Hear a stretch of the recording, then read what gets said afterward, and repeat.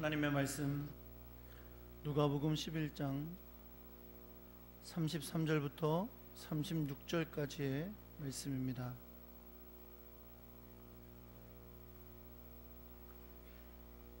신약성경 누가복음 11장 33절부터 36절, 제가 가지고 있는 성경은 신약성경 113페이지에 있습니다.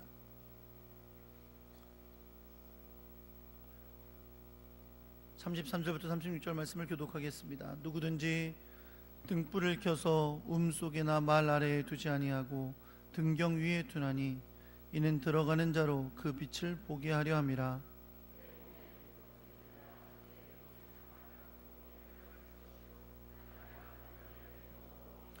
그러므로 내 속에 있는 빛이 어둡지 아니한가 보라. 등불의 빛이 너를 비출 때와 같이 온전히 밝으리라 하시니라. 아멘.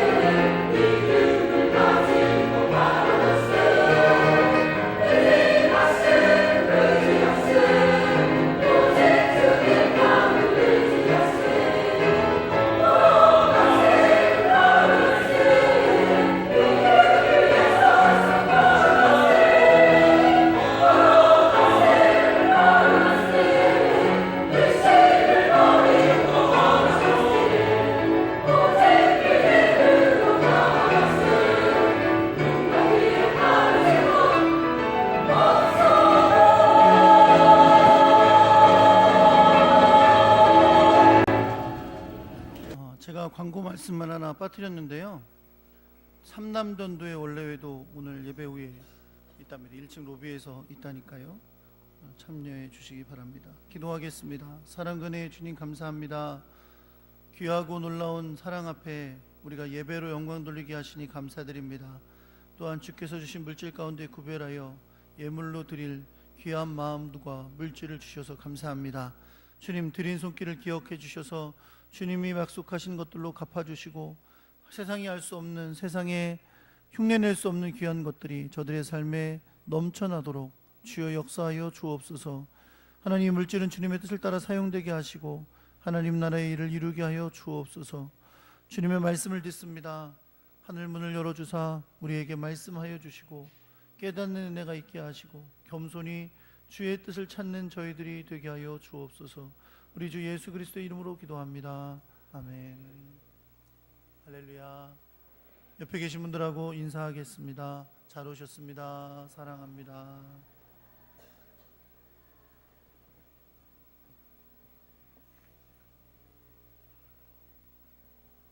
하나님의 평안과 은혜가 여러분과 함께 하시기를 예수 그리스도의 이름으로 축원합니다.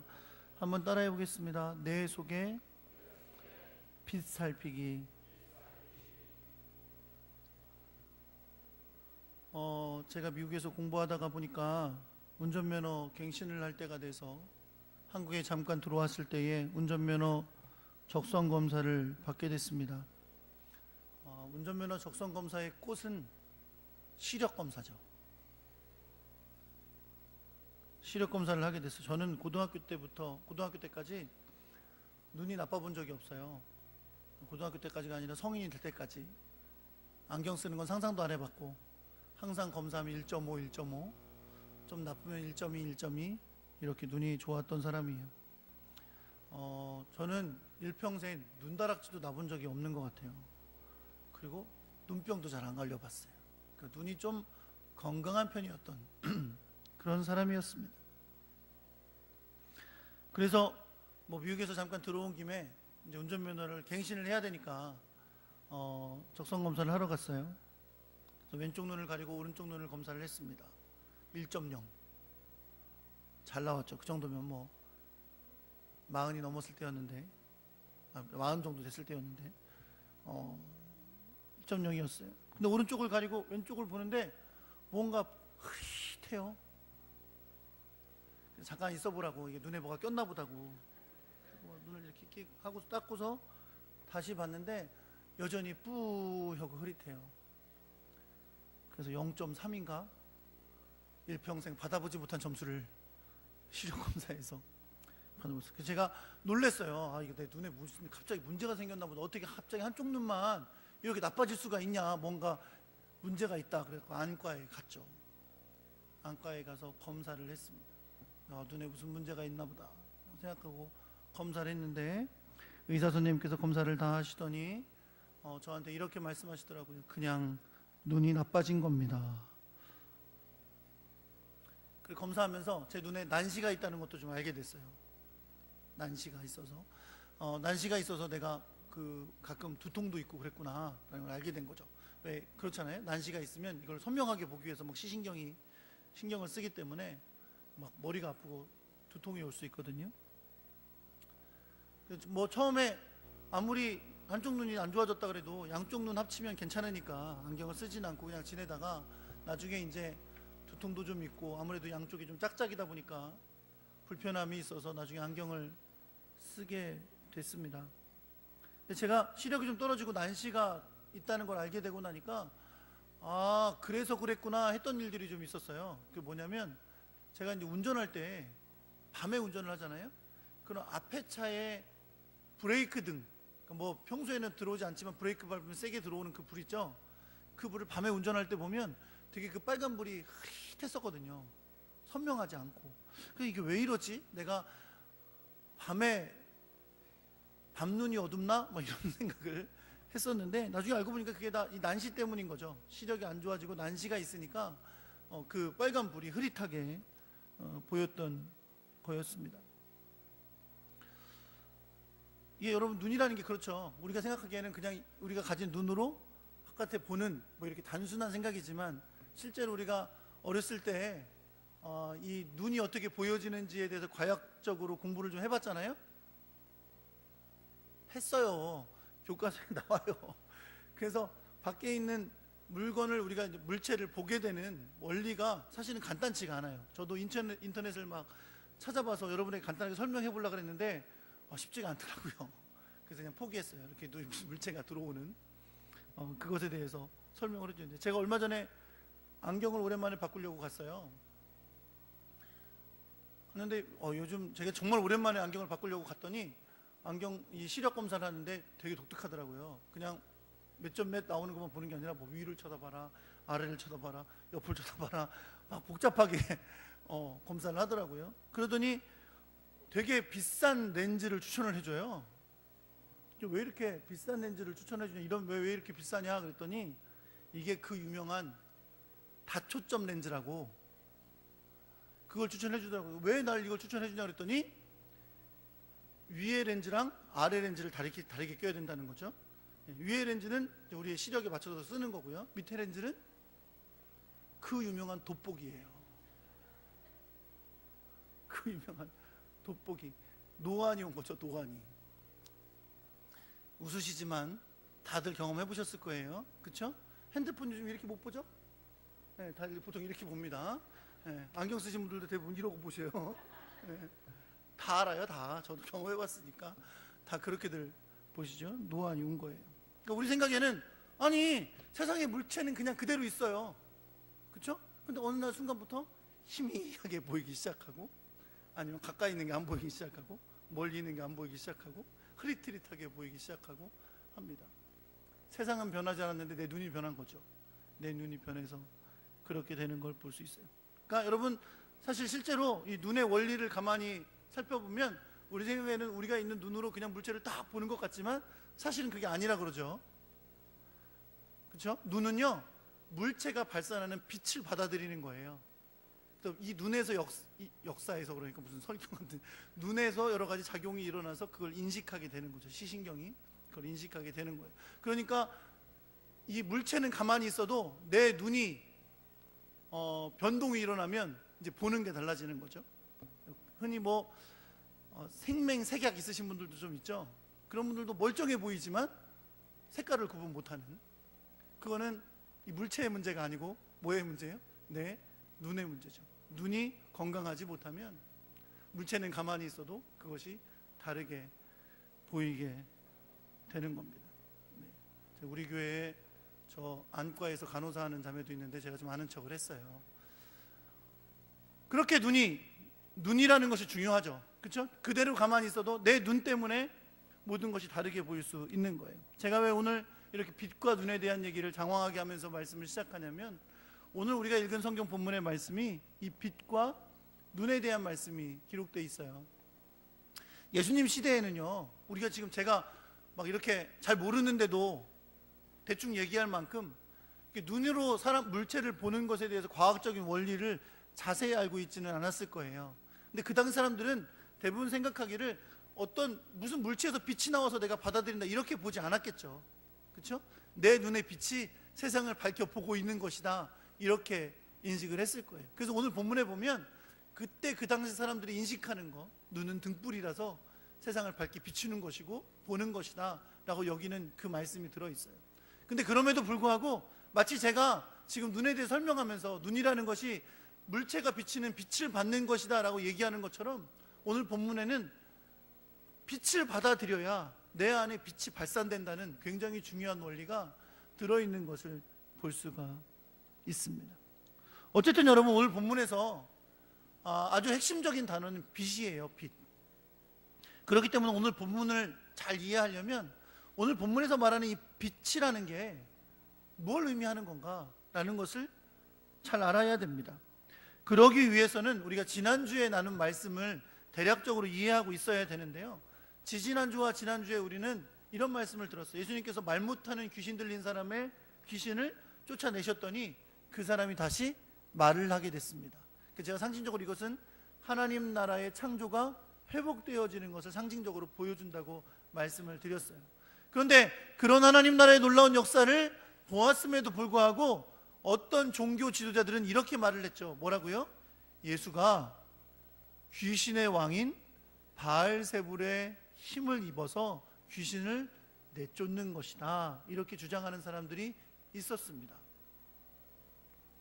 처음 들어보세요? 지지난주에 나누었던 말씀이에요. 근데 그런 사람들만 있었던 거 아니에요. 또 어떤 사람들이 있었어요? 예수님에게 뭘 요구하는 사람들? 예수님이 하나님께로부터 온 자라는 걸 증명하기 위해 뭘 보여달라고 하는 사람들? 표적을 보여달라는 사람들이 있었어요. 그런 사람들이 있었던 이야기가 있었고, 예수님께서 그래서 그들에게 대해서 뭐라 그러셨어요? 내가 너에게 보여줄 표적은 요나의 표적밖에 없다. 요나는 누굽니까? 하나님이 보내신 선지자인데 니느웨에 가서 심판을 선포했어요. 그랬더니 니느웨 사람들이 회개하고 돌이켜서 그들이 심판을 받지 않는 일이 있었습니다. 그리고 주님은 요나보다 더 큰 이가 여기 있다 라고 말씀하셨죠. 또 한 가지 예를 얘기하셨어요. 뭐라고 얘기하셨죠? 다 알고 계신데 다 안 하시는 거 잘 알고 있어요. 무슨 얘기를 하셨냐면 솔로몬에게 남방 여왕이 찾아온 얘기를 하셨죠. 저 멀리 남방 여왕이 솔로몬의 지혜를 들으려고 찾아왔었다.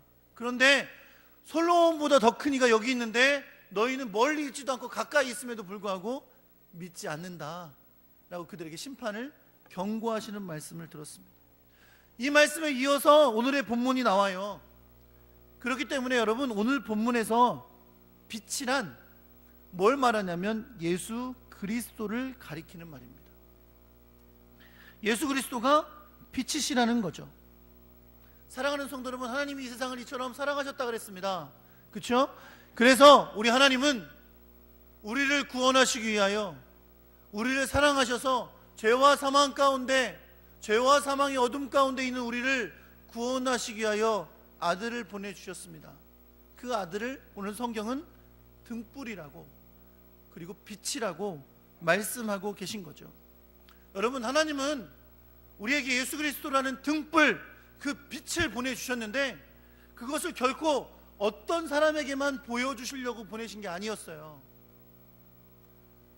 내가 사랑하는 사람, 내가 마음에 드는 사람, 내가 좋아하는 사람, 내가 특별히 택한 사람, 미모가 최소한 50% 이상 되는 사람, 그런 사람만 보여줘야지 라고 예수님을 보낸 것이 아니라는 거죠. 마치 뭐처럼 빛을, 등불을 컵 밑에 받쳐놓거나 밑에다 놓거나 어두운 곳에 감춰놓는 것이 아니라 사람들이 다 볼 수 있도록 등경 위에 올려놓듯이 하나님은 빛 대신 예수님을 이 땅에 보내셨는데 모든 사람에게 그 빛을 볼 수 있도록 보내셨다는 것입니다.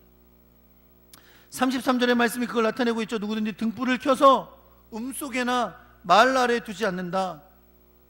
등불은 여러분 빛을 내는 원천인데 그 등불을 어떤 감춰진 곳 혹은 보이지 않는 말 아래에 두지 않는다는 겁니다.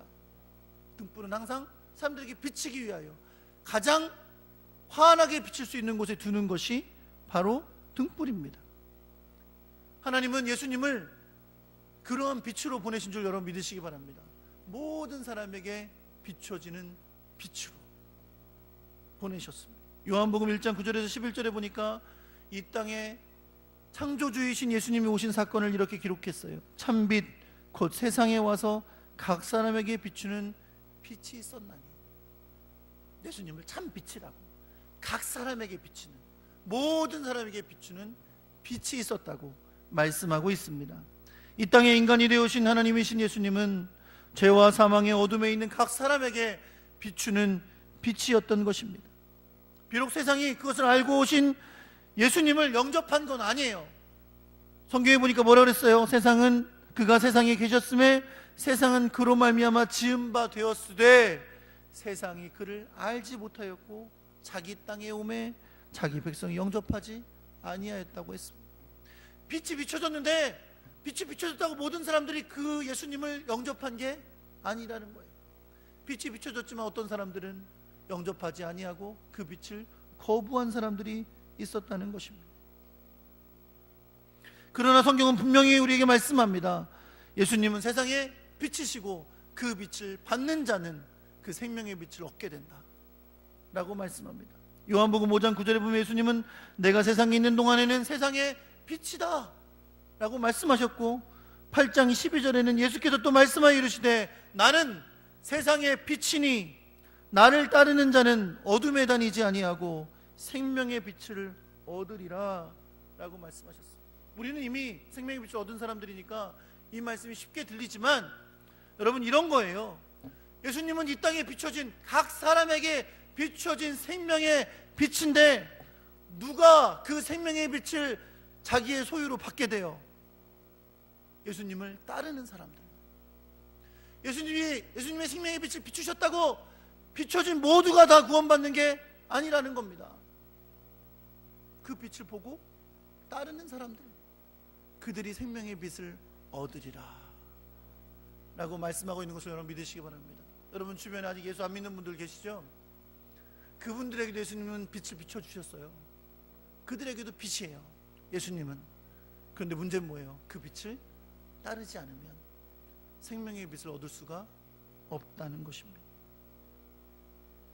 분명한 사실은 하나님께서 예수 그리스도를 보내사 세상에 빛을 비추는 등불이 되게 하신 것은 집 안에 들어가는 자가 그 등불을 통해서 빛을 보는 것처럼 세상의 어둠 속에 있는 모든 사람들이 죄와 사망의 어둠 가운데서 비추시는 예수님의 빛을 보고 구원받기를 원하신다는 것입니다. 하나님은 우리가 다 그 빛 가운데로 나오길 원하시는 줄 여러분 믿으시기 바랍니다.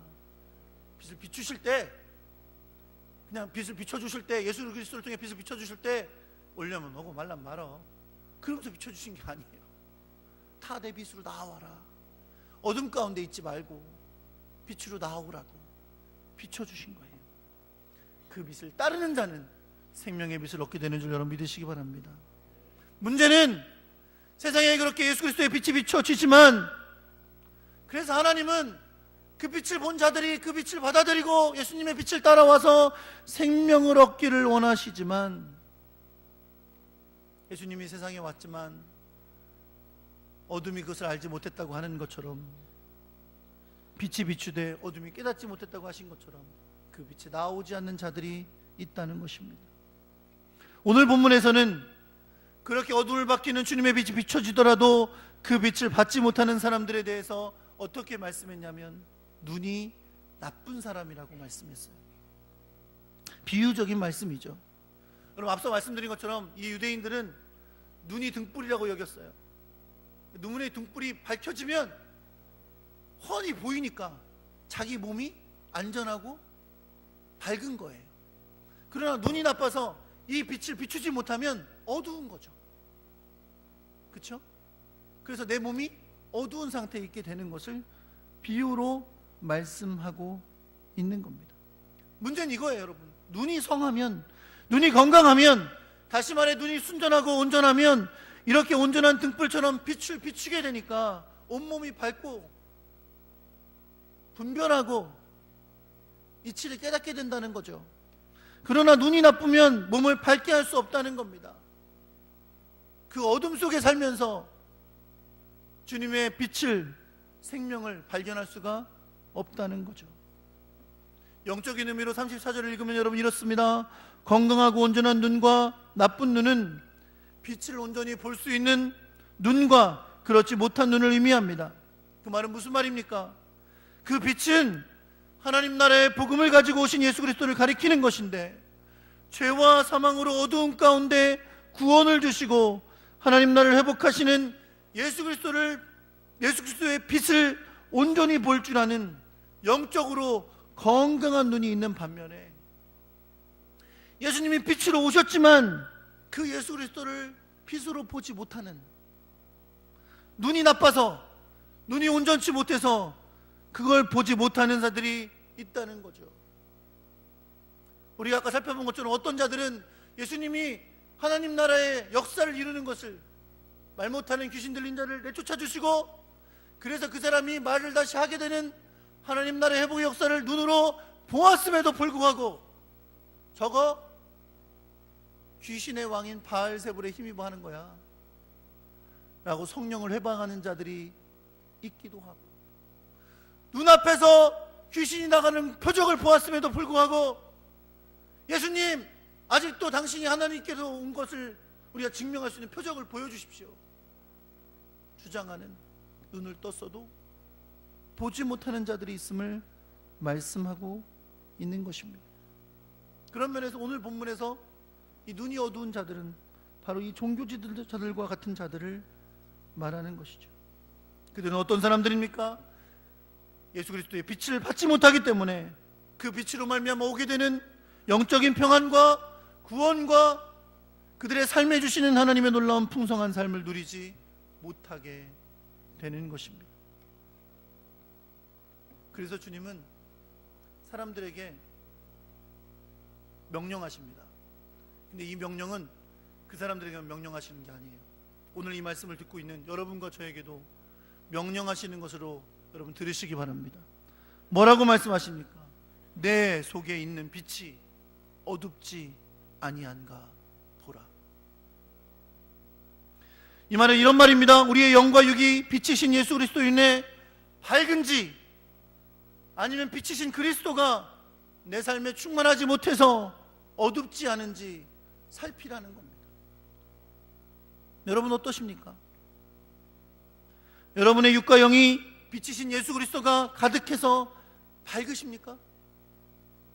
아니면 여전히 어두움의 자식처럼 내 영혼이 어두움 가운데 가득하십니까?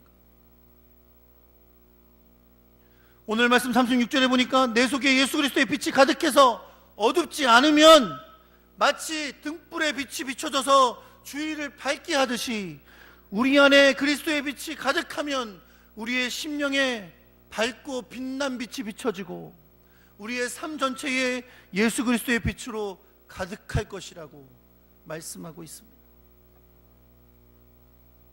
사랑하는 성도 여러분, 여러분과 저가 오늘 다시 이 질문에 답할 수 있어야 될 줄 믿습니다.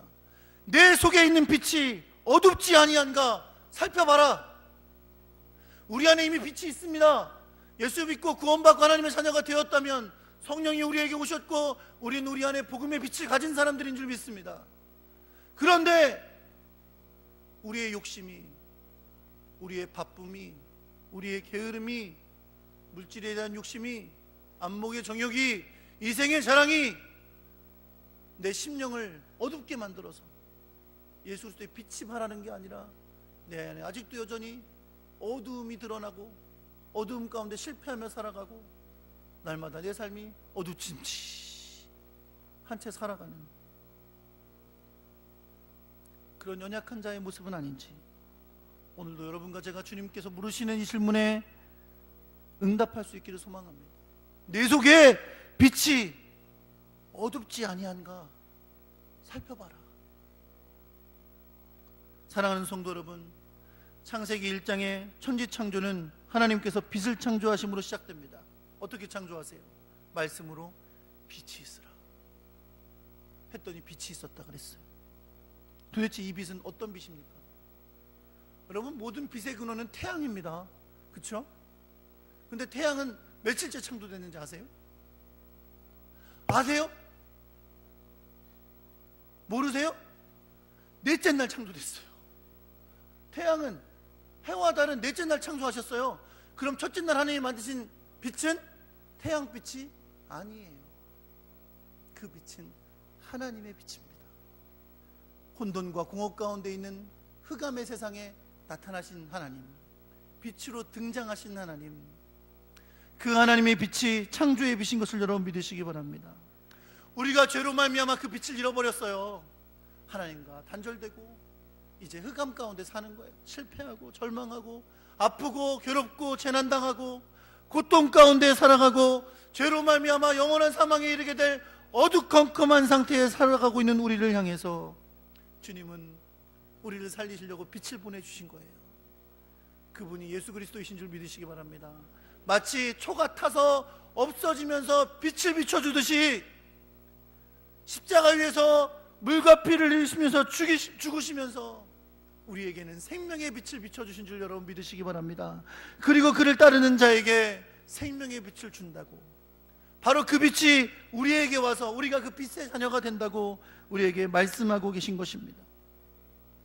사랑하는 성도 여러분, 이 빛을 받아 새로운 삶을 살기 위해서는 우리는 좋은 눈이 필요합니다.